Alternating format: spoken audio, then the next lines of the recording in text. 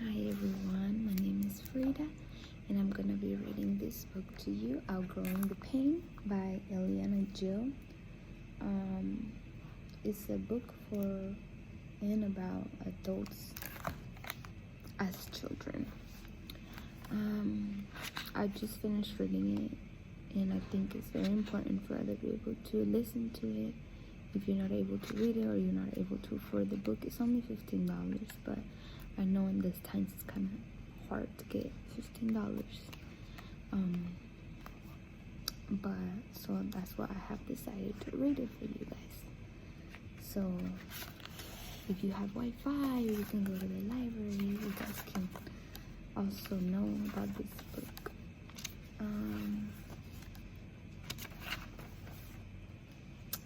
So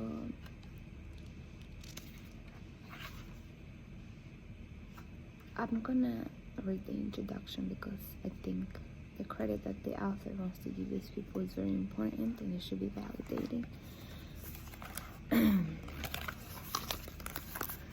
As a therapist, I have seen many clients who have sought help for a variety of problems, including finding or keeping jobs, problems with a drinking or abusive mate, depression, general dissatisfaction with life, or a feeling of wandering without a clear direction or goals.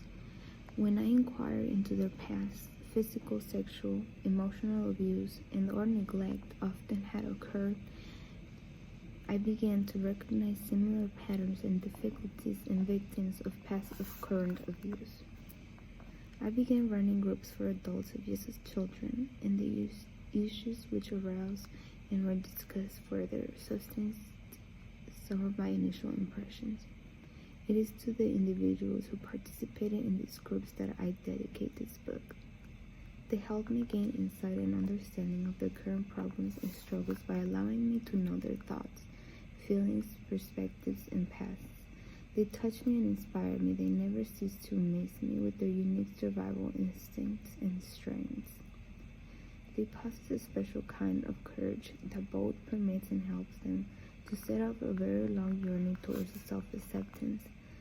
The information contained in this book is a result of my interactions with Terry, Joanne, Beverly, Susan, Laura, Maureen, Howard, Bill, Gladys, Lois, Carolita, Leah, Nancy, Noreen, and Chris. I am grateful to them for reviewing the drafts of this book and making thoughtful suggestions. Other people helped with this project. Diane Lucito prepared the cover and generally encouraged my pursuit of this project, offering her advertising and artistic talents along the way. Woody Young, the owner of The Letter Perfect, edited my work and was in charge of the production, including typesetting, graphic layout, and design. She brought her high standards to this book. Pristine lines co-facilitated some of the groups, constantly contributing in her own unique style. Dr. Karen Sager, co-director of the Redwood Center where I work, supports and encourages me. Most importantly, she believes I have something to say and offer. Dr. Sager reviewed the manuscript and made many excellent comments and suggestions. I trust her with my life and rough drafts.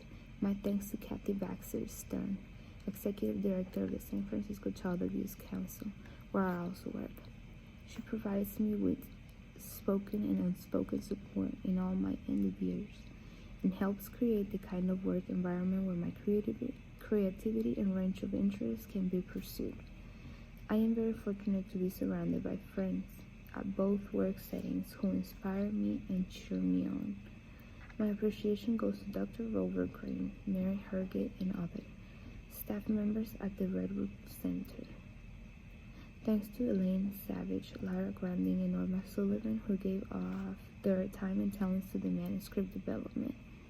A closing expression of gratitude goes to my husband, John, who has been excited and tired with me throughout this process, and who has extended a helping hand just at the right moment. I always have to thank my kids, Teresa, Eric, and Christy, because they like the kind of mom I am, and are almost always very understanding when I hide out to work. So if you notice I have an accent, or maybe I have a hard time pronouncing words, it's because my first language is Spanish. This is my second language, and it's I've been learning English, but like, yeah. So this is gonna be the first video. Feel free to share.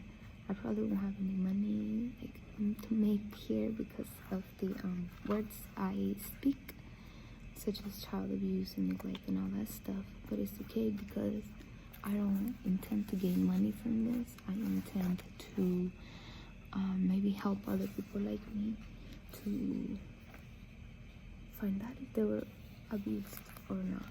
So this is the book. It's a very short book, and I am gonna be glad to read it for you guys.